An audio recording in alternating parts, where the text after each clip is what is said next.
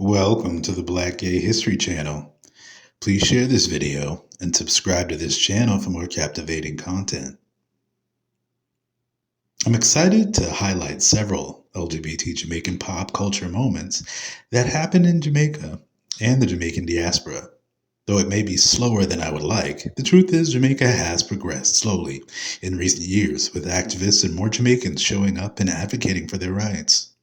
As a gay Jamaican American and Canadian myself, at times I catch really cool news clips about LGBT Jamaicans and those of us in the diaspora who are gaining recognition and representing the community in film, music, TV, and truly all of the arts. So, despite the lack of support we may get from the majority of Jamaicans, many of us are still succeeding, and this video is truly meant to encourage those of us Jamaicans who may not feel the support from family, friends, or community in real life. So, if you're curious about gay Jamaicans and their success in current pop culture, here's a quick list of 7 LGBT Jamaican moments in pop culture in 2025. Geordie Stories, Nathan and Dad.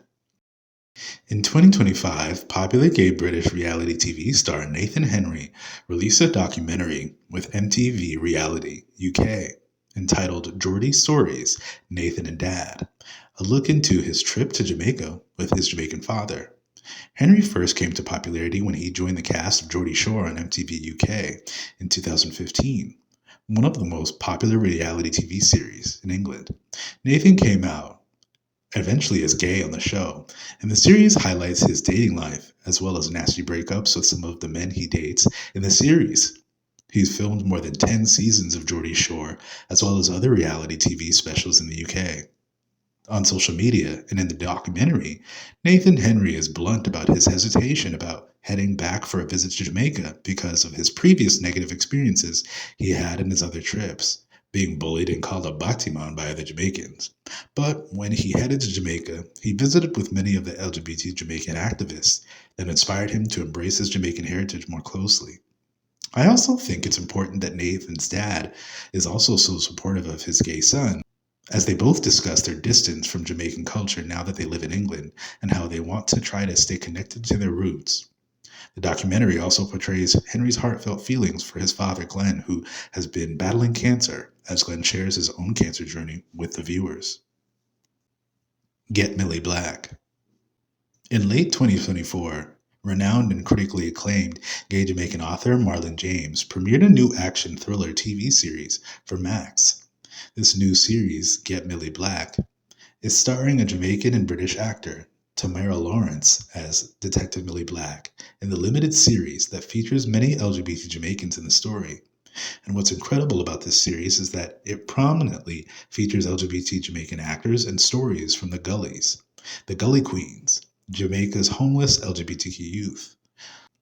Lawrence plays Millie Black, a British and Jamaican detective who is working out a string of disappearances of young girls in Jamaica. Not only is this series written by an accomplished gay Jamaican man, it seems that gay and trans Jamaican actors and the Gully Queens are finally getting their scripted TV debut. Though I've seen several documentaries and news pieces about Jamaica's Gully Queens, this is my first time seeing the Queens' stories being told in a scripted theatrical way. For those who don't know, many openly gay and trans Jamaicans who come out are often ostracized from their community and left homeless with no options and are forced to live in Jamaica's gutters or gullies where water runs alongside and below the streets. I definitely look forward to seeing this show, and I think having a powerful Jamaican woman leading a cop TV series that actually addresses Jamaica's social ills, like trafficking and homophobia, is exactly the kind of stories we need on TV. Destin Conrad's Grammy nominations. I've spoken about rising gay R&B star Destin Conrad several times on the channel, and he's having a great year with multiple critically acclaimed releases in 2025. But I had no idea till just this month that he is a first-generation Jamaican American. Destin Conrad was born and raised in Tampa, Florida to a Jamaican mother, and like many of us, learned to sing in the church. He would move to LA and connect with local R&B stars like Kalani, who introduced him to songwriting, and he has only grown as an artist since.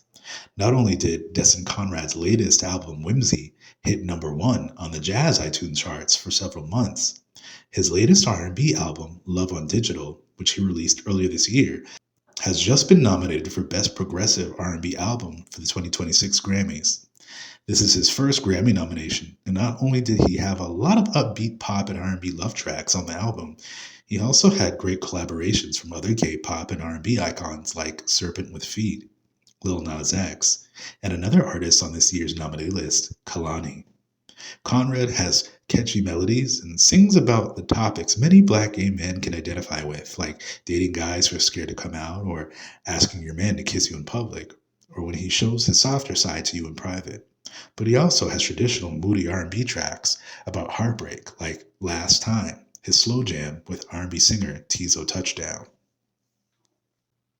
The Michelle Ross documentary.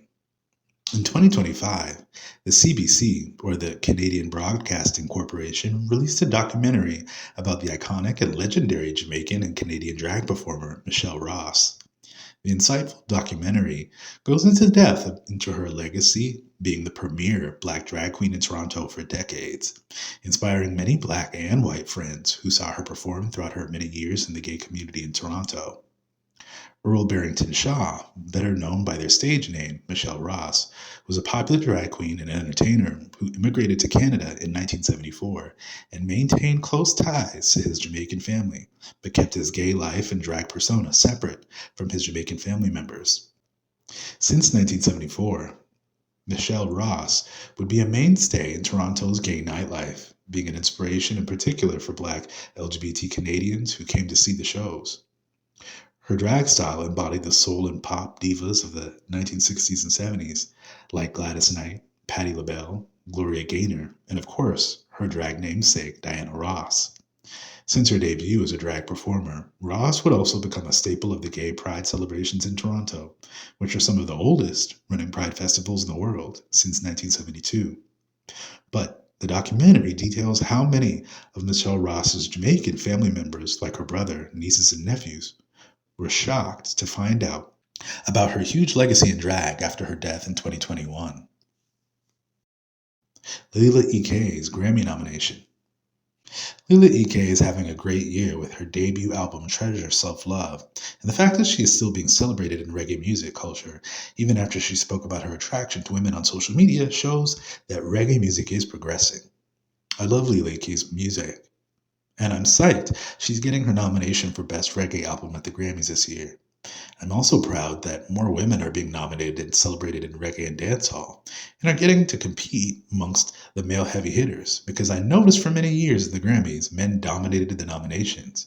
But after Coffee's landmark win as the first woman to win Best Reggae Album in 2020, it's finally time for women to get more shine in this category. Considering that Lila Ike has won Female Reggae Artist of the Year at the Caribbean Music Awards 3 years in a row, it's a good sign that she's a bright contender for Best Reggae Album at the Grammys next year. Sade's Grammy nomination. Iconic soul, pop, and R&B singer Sade. Sade released a progressive song about trans solidarity in November of 2024, and now that song has become Grammy nominated. Sade could make LGBT history as she takes home the trophy for her latest nomination for Best Music Video for her song Young Lion. Now, obviously, Sade isn't gay herself, but I think it's notable that she's nominated for the song and music video because this song is a direct dedication to her trans son Isaac, a song about her regret for not supporting her trans son sooner and his bravery for living his authentic life. I've previously covered this song on the channel, and even the title is so Afro-Jamaican coded because Jamaicans and Rastafari culture celebrates lions. And though Sade is British Nigerian, her son Isaac is half Jamaican as well. Now Sade has been grabbing Grammy Awards since 1986, and so far she has 4 Grammy Awards in diverse categories. But a Grammy for this song, a heartfelt track about trans acceptance, would definitely be a huge win for the LGBTQ community, especially those of us LGBT people in the Jamaican diaspora. Shake It to the Max, featuring Sensia. Reggae, dancehall, and Afrobeats are coming together to bring Caribbean and African artists back on the pop charts, and this year was a big year for bi-curious Jamaican dancehall star Shensia, who was one of the few Jamaican women in current music history to chart on the Billboard Hot 100. Her latest hit, Shake It to the Max, with Ghanaian singer Molly, has broken many records for Jamaica and Ghana. Correct me if I'm wrong, but I believe Shensia is the only Jamaican woman in dancehall to chart on the Billboard Hot 100 in the 2020s. Because this remix with Molly, Skilly Bang, and Silent Addy peaked at number 44 on the Hot 100 and has spent numerous weeks on the chart. In interviews, Shensia has addressed her sexuality in the media, saying she loves men and women while putting women as her love interest in several videos, like Blessed in 2019 or Curious in 2023, which is pretty rare for Jamaican women in dancehall music. I love that she embraces gay imagery in her music and her gay fans, and now she's becoming one of the most standout artists in dancehall, with a real pop crossover hit, something that has been difficult for Jamaican artists in general in recent years.